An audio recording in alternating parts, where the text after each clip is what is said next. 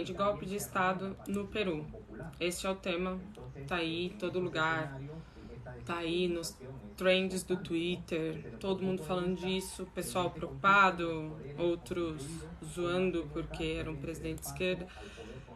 A questão no Peru é gravíssima. Nós tivemos 6 presidentes em 6 anos, um presidente por ano, mas alguns sequer chegaram a ficar um ano, né? Teve presidente que ficou 5 dias no cargo. Então, a crise política, ela vem se arrastando há muito tempo. Vejam, Alan Garcia foi o último presidente.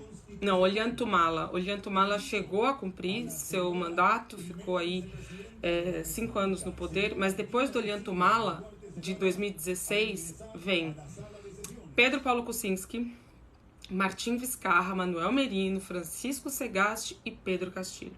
Então, assim, 5 presidentes em 16, 17, 18, 19, 20, em 5 anos. É uma loucura completamente. Por que que isso é assim? Por que que a fragilidade do sistema peruano que permite tantos presidentes em tão pouco tempo? Acontece que lá é um sistema parlamentarista, não é como o nosso, que é presidencialista. Isso significa que o Congresso, ele tem muito mais poderes do que tem aqui no Brasil, e ele, inclusive, tem muitos poderes com relação ao presidente, né? Aqui no Brasil a gente tem um presidencialismo, então aqui o presidente é mais forte do que o Congresso. Lá não chega a ser o contrário, mas o parlamento é bem forte. E o que nós vimos a partir da eleição de Pedro Castillo, que foi uma vitória muito tensa, né? Ele ganhou por muito pouco, ele ganhou por coisa de 1% dos votos contra Keiko Fujimori, filha do Alberto Fujimori, e que justamente é uma congressista, hoje ela está no Congresso, de extrema direita. Bom, então Pedro Castillo não teve um segundo de paz nos 16 meses em que ele governou. Ele passou por 3 tentativas de impeachment. E os argumentos para tirar o Pedro Castillo do poder eram argumentos bastante sórdidos. Além da questão da corrupção, porque é isso, todos os ex-presidentes do Peru estão mortos. Foram presos. Todos. E o Alan Garcia, ele, enfim, acabou de uma maneira muito trágica, retirando a própria vida. Então, é isso. É um negócio muito sério, o que acontece lá. A Lava Jato brasileira, ela tem desdobramentos no Peru. Isso é um ponto também que precisa ser pensado. Ela tem muito desdobramento no Peru, então a maior parte dos presidentes que foram presos é justamente por isso. E nós temos, como eu disse, esse Congresso que é muito forte. E é bastante simples até para tirar um presidente. Você faz a moção de vacância e você só precisa, como é unicameral, só tem uma câmara, você precisa de 70 e poucos votos, 76 se não me engano. Aqui no Brasil passa nas duas casas, o trâmite é bastante longo. O presidente, no caso a presidenta, como foi a Dilma, tem o direito de se defender, né, de apresentar seus argumentos, e não foi o caso, não é o caso no Peru, por exemplo. É simplesmente uma votação por motivos que queiram os congressistas. Esses congressistas no Peru, eles têm uma moral péssima, eles estão envolvidos com corrupção. Eles têm sempre uma pauta antipovo, uma pauta contra o país. São absolutamente... Assim, estão sempre de costas para o país. E é justamente este Congresso que decide o futuro da nação. Então, o povo peruano, que fez tantos protestos, que se mobilizou aí, principalmente na gestão do Merino, esse povo, na verdade, o que eles queriam era um governo que fosse mais a favor, né, das pautas dos trabalhadores. E por isso Pedro Castillo foi eleito. O que se viu depois disso foi o contrário, né? O Pedro Castilho, em 16 meses, ele não governou. Não governou. O país viveu no caos. O Peru, o Peru, até a gente pode dizer, fazer uma comparação meio escrota, mas o Peru é meio que São Paulo, sabe? É grande demais para quebrar. Então, é um país que, como é muito forte a economia, consegue meio que ter uma autogestão. Porque São Paulo, como vocês sabem, também não tem governo. Ninguém sabe quem é o governador de São Paulo. O estado está abandonado há muito tempo, mas o estado vai, porque ele é grande demais e tem como se fosse uma autogestão. E o Peru é a mesma coisa. Então, nesses 16 meses, ele não governou, e as pautas pelas quais ele foi eleito não foram implantadas. Simplesmente não foram implantadas. Porque o Congresso fez uma oposição duríssima, mas não é uma oposição de fiscalização. O Congresso fez uma oposição de impedir o governo do Castilho. De qualquer forma, também, como eu disse, né, ele caiu no desgosto geral do Congresso. Porém, uma coisa justiça precisa ser feita com relação ao Castilho. As propostas que ele defendia, inclusive uma nova constituição para o país, eram propostas que vinham sendo trazidas pelas mobilizações populares gigantescas que foram vistas no Peru. Só que chegando no Congresso, o Congresso impediu completamente que fossem feitas essas mudanças. O Castilho, ele é professor, ele teve um papel destacado na greve dos professores,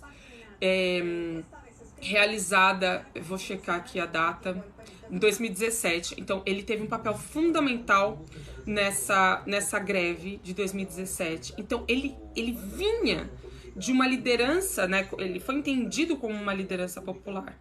Mas um outro problema do Castilho é que ele não tinha um partido. Ele não tinha um partido forte. Ele foi eleito pelo Peru Livre, um partido muito novo, que apesar de já ter feito governos locais, prefeituras, etc., ele não tinha uma experiência federal, não tinha uma experiência nacional. E por ser um partido pequeno, um partido novo, o que aconteceu? Não tinha sequer cabeças, quadros, não tinha quadros para ocupar os cargos no ministério. Então, a frente que foi feita para que se tornasse possível a gestão de Castilho foi muito fraca, muito fraca. E como eu dizia, ele é uma liderança rural, uma liderança do interior do país. E a elite de Lima, ela é nojenta. É nojenta. Muito, muito nojenta a elite de Lima. É racista. É classista. E não admitiu em nenhum momento um presidente que não fosse membro dessa elite. Isso é algo também que a gente não tem tanto no Brasil. É como se a presidência do Brasil só fosse assumida por pessoas de Rio e São Paulo. E a gente sabe que já tivemos presidentes de Minas. O Lula, agora em seu terceiro mandato, ele é de Pernambuco. Ele tem e valoriza muito suas tradições e sua herança, né, sua ascendência nordestina. Coisa que no Peru não existe. Então, entende? A elite limenha é escrota, é das piores. E ele sofreu racismo, ele sofreu uma oposição, além do Congresso, que eu já mencionei, ele sofreu uma oposição ferrenha da imprensa. A imprensa nunca aceitou o Castilho, nunca. Mas não deu um segundo de trégua para o Castilho.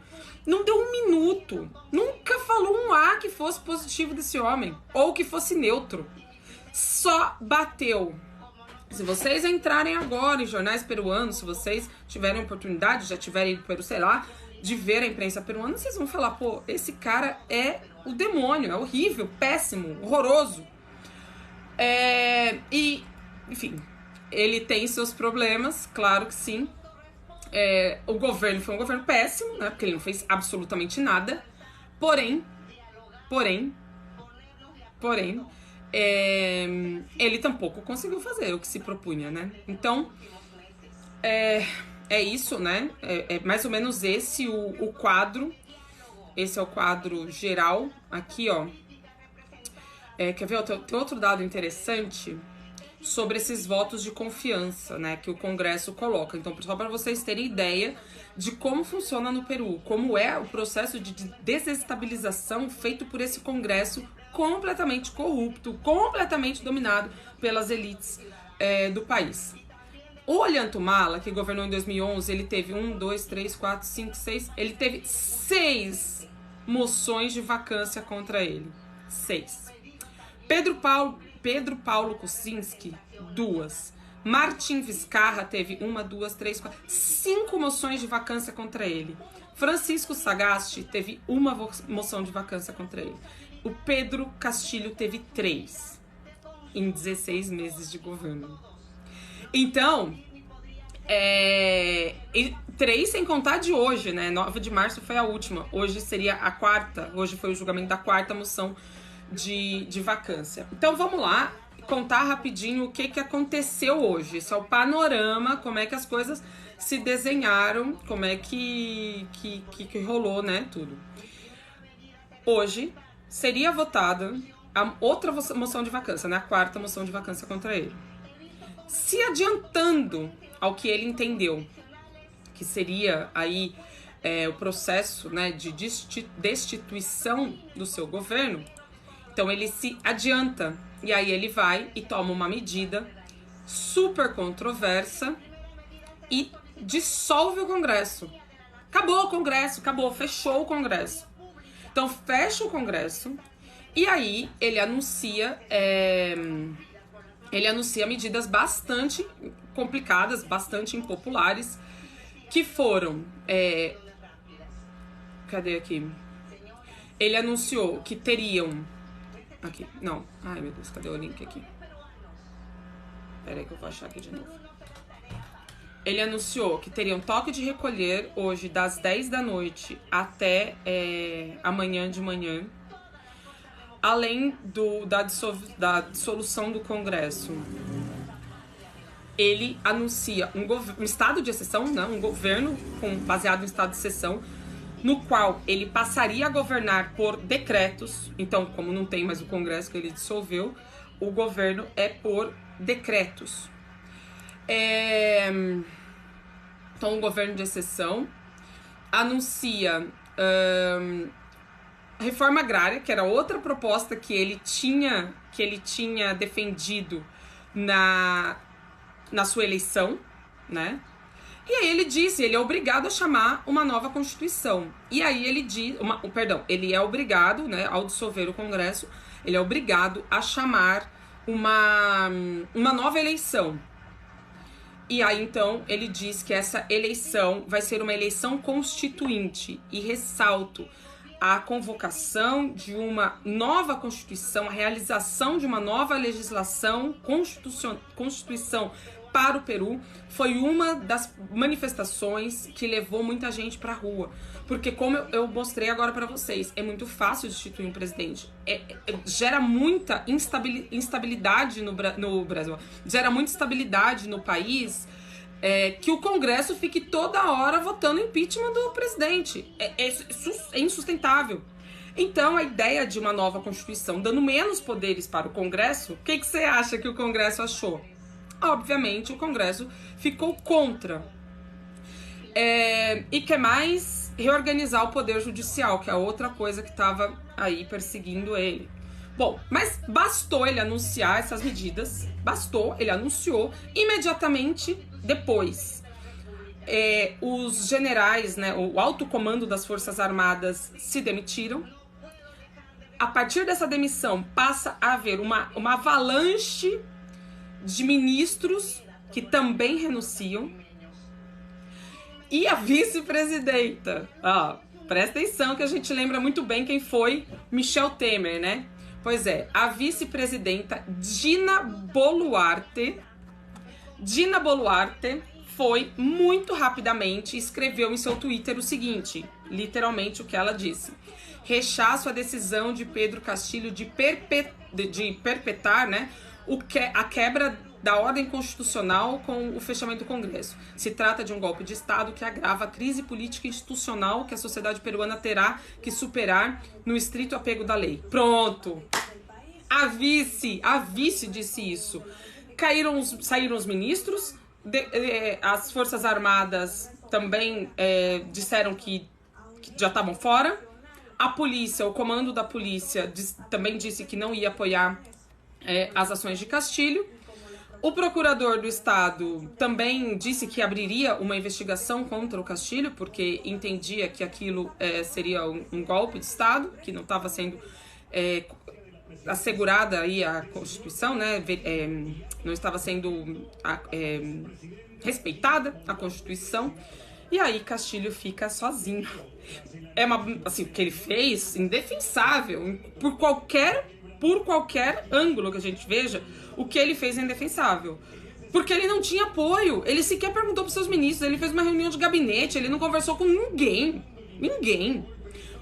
Ele era do Partido Peru Livre, porém o Partido Peru Livre e ele brigaram, então nem partido ele tinha direito, que é o partido que eu já expliquei aqui como é que foi, chegou ao poder. O partido disse: lavo as minhas mãos, e o Vladimir Cerrón, que é o presidente do Peru Livre, foi também no Twitter, né? E disse: Castilho se precipitou, não tinha voto suficiente para ele ser destituído. Bom, não saberemos, talvez, né? Talvez só a história saberá se teríamos ou não os votos suficientes. Mas o que acontece? Depois que Castilho destitui o Congresso segue trabalhando. Tipo assim, não respeita o presidente, vamos seguir votando. E aí eles votam da mesma maneira o impeachment, o Congresso que estaria destituído, vota o impeachment, tira o Castilho por 110 votos, algo inédito, nunca nada, nenhuma votação teve tanto voto, 101 votos a favor da vacância, 10 abstenções, e ninguém foi contra, né? Porque é isso, se formou completamente, rapidamente, uma opinião pública totalmente contra o Castilho. E assim, ele já tinha mais ou menos todo mundo contra ele, né? Então, não foi muito difícil chegar a este ponto. Bom, então, essa é a questão. Agora, quem assumiu o poder? Quem assumiu o poder é a vice, que estava lá tweetando contra o Castilho, né? E dizendo que o que ele estava fazendo era ilegal. Bom, a Dina Boluarte, ela é do Partido Peru Livre. Ela foi eleita com o Castilho. Então, ela era vice na fórmula dele, no partido dele. E ela foi ministra de Desenvolvimento e Inclusão Social do governo dele também por bastante tempo, mais de um ano. Depois ela saiu e agora ela não estava exercendo nenhum ministério, estava como vice-presidenta. É bastante complexa a situação dela também. Então, neste momento em que eu estou aqui falando com vocês, 18 horas e 9 minutos, Dina Boluarte está sendo, no Congresso peruano, está sendo empossada presidenta interina do país. Então, agora o Peru tem uma presidenta mulher. A questão é que ela também está sendo investigada pelo Congresso. E ela podia perder o direito de se candidatar, enfim, supostos envolvimentos com corrupção, não sei o que, ela poderia também perder o direito de se candidatar a um cargo público. Mas essa denúncia foi arquivada. Agora, como eu estou dizendo, são sempre temas e questões muito superficiais, muito sem fundamentação.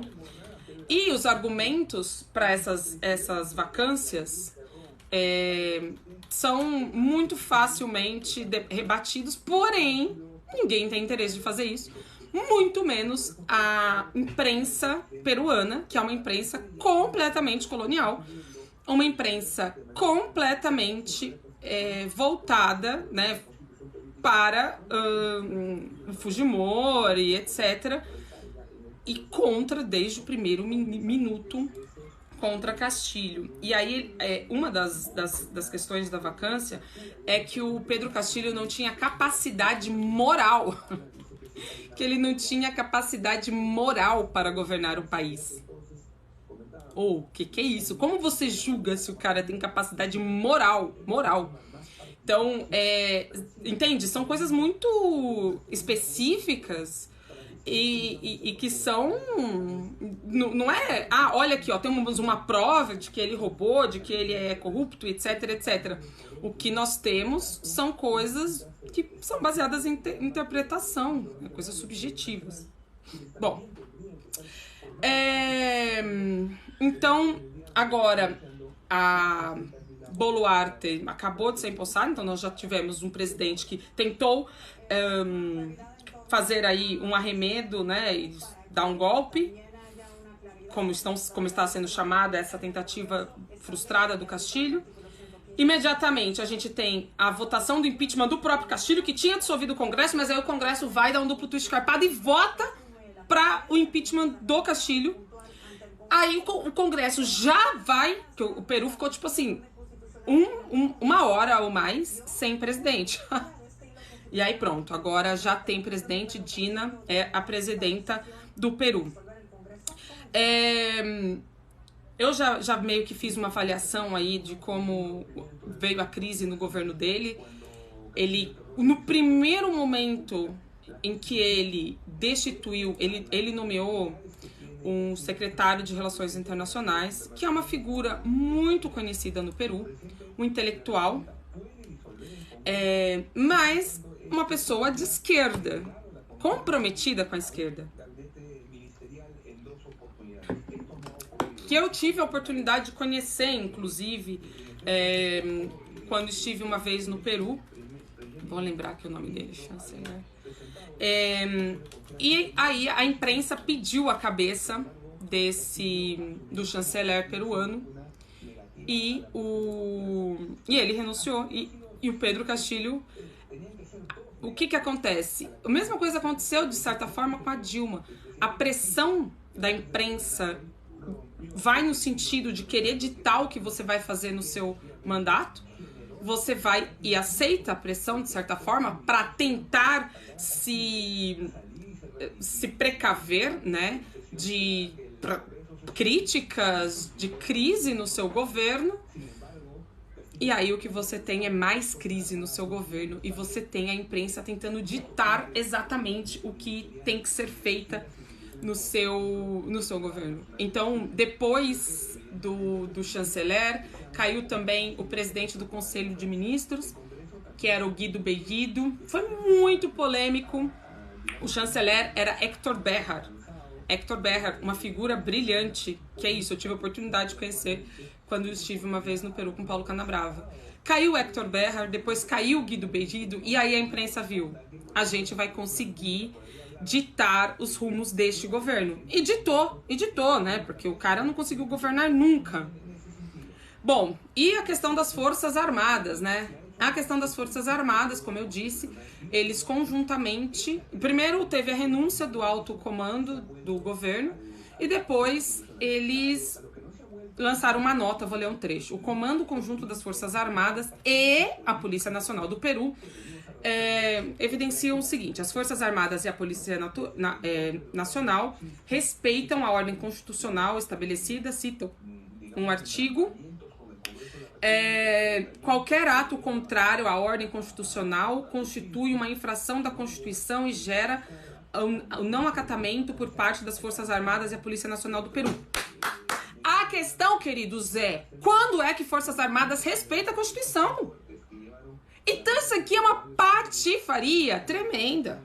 Todos os golpes aqui na América Latina tiveram a anuência das Forças Armadas, colega. Você tá entendendo? Então, essa nota desnecessária, completamente desnecessária. Porque me faz pensar se as Forças Armadas do Peru estão respaldando a ação do Congresso, que é um Congresso golpista, que é um Congresso que está violando a Constituição há muito tempo, Essas Forças Armadas, o que me faz pensar é que elas não estão respeitando a Constituição. De que elas não estão fazendo o que deveriam estar, que é defendendo o povo. Por quê? Porque, como eu disse, todos os golpes foram dados com anuência das Forças Armadas. Não tem como. E aí, eu aqui vendo a imprensa e lendo, e todo mundo falava, ai, mas ele não tem o apoio das Forças Armadas. Entende? As Forças Armadas são quem respalda o golpe. Exatamente isso. Então, assim, as Forças Armadas podiam ter se privado disso, porque... absurdo. Bom, então as Forças Armadas atuou dessa forma, emitiu essa nota. A imprensa está em uma avalanche, que eu tô com vários sites e tô atualizando aqui pra ver se tem novidade e tal. Tão empolvorosa, porque isso eu não contei ainda. Veja, como que isso acontece? Voltando à linha do tempo do Pedro Castilho. Pedro Castilho faz essa tentativa desesperada de sobreviver no poder. Totalmente falido, não consegue apoio de nada nem ninguém. Aí vem toda essa avalanche aí de repercussão na imprensa, ministro saindo, Forças Armadas, etc, polícia, etc, etc. Gente, ó, continua aí que eu vou responder as perguntas. Não posso ficar muito tempo mais, mas eu respondo as perguntas. Então não sai daí, que eu já entro pra responder. Deixa eu só não perder a linha aqui. Bom, Castilho, então. Vê todo mundo saindo, ninguém apoiando. E aí, o que ele faz? Eu acho que foi uma mensagem de SMS, de Telegram, de Twitter, sei lá onde. Ele pediu, dizem, asilo no México. Ainda não sei se... ainda não sei se foi dado ou não. Mas não, acho que nem vai ser dado.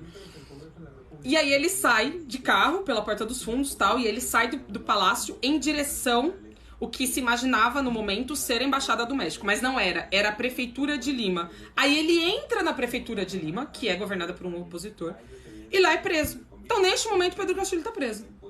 Tá preso, vai ficar preso por 10 dias de prisão preventiva, e aí se cumpre a maldição dos presidentes peruanos, de todos, sem exceção, nos últimos muitos anos, terem sido presos.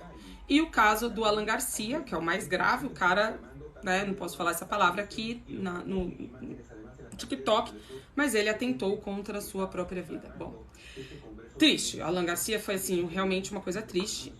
Então todos foram presos, inclusive o Castilho. O Castilho foi preso em tempo recorde, né, porque nem 30 minutos ele já tinha sido preso. Acontece que neste momento, diante de tudo o que aconteceu, o Castilho, ele é um presidente deposto.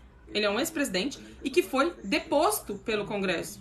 Porque pela linha que está se traçando, pela onda dos acontecimentos, o que está valendo é o Congresso.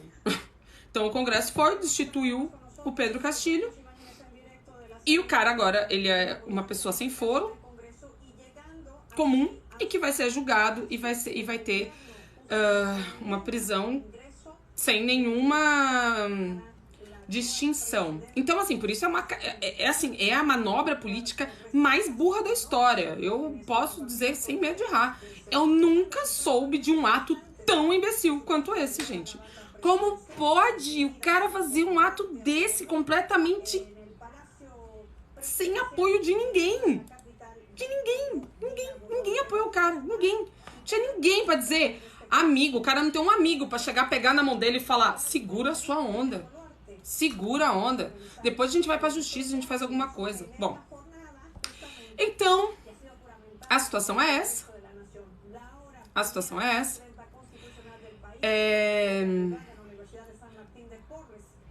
Tem aqui a opinião do Hugo Albuquerque, que é advogado brasileiro. Ele é o editor da Autonomia Literária e da Jacobin Brasil. E aí ele traz aqui, na contramão de todas as análises, e por isso eu achei interessante, ele traz a seguinte visão. Vou citá-lo, estou citando Hugo Albuquerque, abre aspas.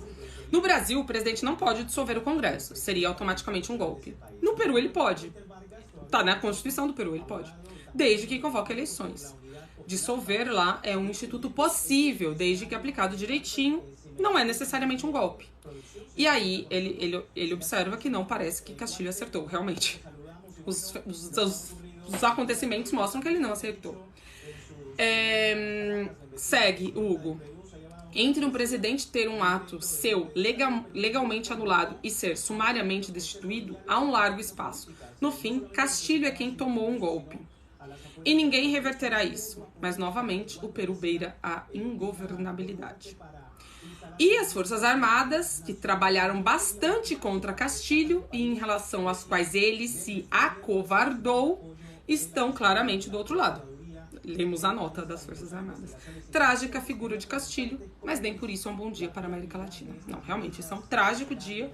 Um dia bastante preocupante. E agora a gente vai acompanhar aí Dina Boluarte, ver quais serão as novidades. Agora eu vou ver aqui, limpar quem falou, quem xingou, quem falou bobagem. Nossa, bastante comentário, que legal, gente. Obrigada pela participação. Dina... user sem nome, Dina Boluarte, nova presidente mulher. Bom, é mulher, mas nem sempre só ser mulher é o suficiente, né? Ai, Edith me mandou um te amo. Que legal, obrigada. Nem sempre ser mulher é o suficiente. Ser mulher é muito importante, porque a gente precisa estar em cargos... Ai, meu Deus, peraí. Desculpa, às vezes eu viro o ventão, né? A gente precisa estar em cargos, precisa, enfim, normalizar a presença de mulheres em postos de poder, mas neste caso, não sei bem te dizer se é algo a comemorar, mas é isso. Temos uma presidenta mulher e só pela questão de gênero isso é algo interessante. E olha que Lula parabenizou o preso Castilho, kkk, Everton Mateus. Claro que Lula parabenizou o Pedro Castilho. O Pedro Castilho é do mesmo espectro político que o Lula, da esquerda. Acontece que o Pedro Castilho, além de ter feito muita coisa errada, que fez, ele não governou porque ele foi impedido de governar. Porque o partido dele era um partido fraco. Porque eles não tinham quadros para ocupar o governo. Então, esse é o problema. Vejam o Brasil, o que aconteceu com o Brasil, quando você coloca uma pessoa sem capacidade de governar. Quando você tem um partido X, Bolsonaro governou durante muito tempo sem partido. E quando você tem aí, no caso do Peru, uma oposição bizarra. O cara não governou. Então, o Lula parabenizou e tinha que parabenizar, tá certo? Eu parabenizei, eu comemorei a vitória do Castilho, comemoraria de novo. Como imaginar o que estaria por vir, entendeu? O que ele fez hoje... Eu, particularmente, acho defensável. A imprensa peruana está totalmente contra. Analistas estão contra e chamando de golpe. Eu acho que dentro da Constituição peruana, não sou advogada e muito menos constitucionalista peruana, mas na Diálogos do Sul nós temos publicado muitas análises sobre a questão do Peru, com inclusive um colaborador, o Juan Velázquez, que analisa muito a Constituição peruana. E assim, o tempo dirá. Como o Hugo Albuquerque disse aqui no Twitter dele, que eu peguei justamente porque é uma voz totalmente dissonante, o Hugo Albuquerque coloca que ele não será restituído. Até porque a justiça do Peru, eu já falei aqui como é que é a elite peruana. O Peru é um país maravilhoso, tá? Amo, maravilhoso, incrível, lindo, sensacional, um povo incrível. Agora, a elite peruana é horrível. Como também a elite paulistana, brasileira, a elite colombiana. Com Lula vai acontecer algo parecido. Eu tenho certeza que não. Sabe por quê, o Everton? Porque nada disso que eu citei com relação ao Castilho acontece com relação ao Lula, né? O partido do Lula é um partido com histórico de governo, sabe governar, tem muitos quadros políticos para assumir cargo. Então, teremos um bom governo. SB Moraes. Ai, cara, eu não acredito, mas eu vou responder. Estudo onde? Você quer meu currículo? Bom, preciso falar escola técnica, fiz faculdade na Unesp, faculdade de jornalismo, sou formada em jornalismo, tenho pós-graduação no Claxo, em combate à desigualdade na América Latina, e estou fazendo mestrado na USP, em integração latino-americana. Se eu passei na sua pesquisa aí, no seu quesito de pessoa bem formada, mas se eu não passei também, desculpa, né? Talvez pro ano que vem ou no outro a gente vai pro doutorado. Bom, aí comentário babaca eu não vou ler não, e vou bloquear.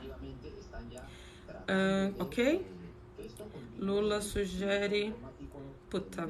Ô, Everton, eu não queria te bloquear, Carol. Eu vou te deixar passar esse. Não vou ler, eu vou deixar passar. Vamos ver. Se falar outra, eu vou te bloquear. Lula prepara a desmilitarização do governo federal. Fonte, veja. Claro que vai desmilitarizar o governo federal. Hoje, você tem mais cargos no Brasil ocupado por militar do que civil, praticamente. Tem que tirar os militares voltem para a caserna, lá onde eles têm que estar. Vão defender as fronteiras, vão fazer o seu trabalho e não ficar chefiando o ministério, como fez Pazuello no meio da pandemia e que matou, né? Matou muita gente, mais aí de, sei lá, tem vários cálculos para isso, mas estima-se que, no mínimo, chutando muito baixo, 100 mil pessoas que morreram por conta da Covid não teriam morrido. Sem contar toda a presepada de Manaus, não vou ficar comentando, senão eu perco aqui. Eu perco aqui muito tempo e eu preciso... Ai, que mais? RPSMDP 78 me enviou uma rosa, obrigada, que amor. O PH Black seguiu, obrigada, PH. O governo de Castilho era corrupto, Hugo, ou user. Então, tem muita investigação no Peru a esse respeito, se o governo era corrupto ou não. Eu realmente, assim, aguardemos as investigações. Quem vai dizer se é corrupto ou não é a justiça. Agora, de tudo que foi apontado, não era um governo corrupto.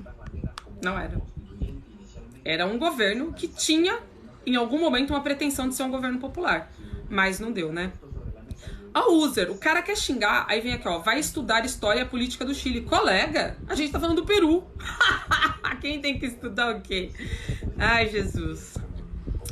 Everton. Tá bom, Everton, vou te deixar aqui, ó. Lula disse que voltará a fazer cooperação com a Venezuela. Ótimo, ótimo. Perfeito, tem que fazer cooperação com a Venezuela mesmo, tá bom? Beijo. Fábio Felipe 002, já tá preso. Ele tá preso. Mas, enfim, não tem nada pra comemorar nisso, né? Esse aqui eu vou tirar. Tá, blá, blá, blá. Galera, não tem nem nome. Ou seja, é hater. Vem aqui só. A esquerda... blá, blá, blá. Também vou tirar. Fala bobagem. Não, gente. Pra quem não pegou a live do começo, eu vou salvar. E vou colocar no YouTube da revista Diálogos do Sul. Tá? Vai demorar um pouquinho, porque... Não quero reportar, eu quero bloquear. Vai demorar um pouquinho, porque como a live aqui acabou ficando grande, né? Então... Hugo Ribeiro, se for comunista, socialista, tá tudo bem. Não sei o que é isso. Lívia Dutra Paiva. Lívia, você tá no TikTok. Olá, boa noite, minha comadre querida, olha ela. Vice-presidente Castilho e tal. Não vai nada, o Brasil vai ser igual. Sem chance, já respondi isso. Aí a pessoa vem debochar também. Ai, vou tirar, porque só desagrega, né, esse povo. Jonah Drinka. Pedro Castilho foi vítima de um golpe, assim como Dilma Rousseff. Tem muita diferença entre Castilho e Dilma, mas assim, um caminhão, uma tonelada de diferença. Agora, eu acho, minha opinião, e algo que eu estou ainda estudando e vou me debruçar aí nos próximos tempos, eu acho que ele é vítima. E o que ele fez... de certa forma, justificável. Na verdade, quem estava dando golpe era o Congresso. Então, veremos como as coisas se desenrolam. Ogro Web, explica o cenário de forma geral. Pode ser que eu expliquei, mas acho que você entrou depois. E aí, acabou não pegando. Toda a esquerda brasileira deve apoiar Castilho. Ô, John, eu também acho, cara. Apoiar com crítica, porque, como eu disse, ele fez coisas... E ele tem uma postura, enfim, uma postura bastante complicada, é machista, então tem muito problema com o Castilho, entendeu? Agora, o Congresso peruano é indefensável, meus amigos. Indefensável, cara. Indefensável. Então, assim, entre o Congresso peruano e o Castilho, eu fico com o Castilho. Com certeza, porque esse pelo menos chamou atenção. O Congresso peruano não tem. Ai, a mina vem pedir golpe no Brasil. Olha, pelo amor de Deus, tá? A gente já viveu esse cenário e foi péssimo. Inclusive, foram os 4 piores anos da nossa vida. Aí vocês enfrentam o exército. Ai, gente, que isso? Tentou se defender de um golpe que veio do Congresso, exatamente, com a interpretação que Lula... para. Nossa, teve muito comentário, gente. Primeiro, eu tô muito feliz pelos comentários, mas segundo, que eu não consigo limpar tudo aqui, né? É verdade, sempre aparece governo de esquerda, blá blá blá. Nossa, é muito comentário contra. Essa rede é muito. Essa rede aqui é muito bolsonarista, né? Peru Libre apoiou o impeachment ou não? Não, linhas vermelhas. O Peru Libre não apoiou o impeachment. Não apoiou. Inclusive o Serron votou. Eu vou só confirmar aqui, porque eu li isso por cima, eu vou checar. Mas parece que o Serron se absteve. Enfim, se abster, né? É uma certa forma de estou lavando as minhas mãos? Mas diante do cenário que ele tinha, Vladimir Serron, voto. Vacância. Diante do cenário que ele tinha, né, em que 101 votaram a favor da destituição, o líder do partido não havia soberano. Moção de vacância, 6 abstenções. Aqui acho que vai formar. Deixa eu ver o que mais. Quiseram dar o golpe, deu errado, ele é de esquerda mesmo.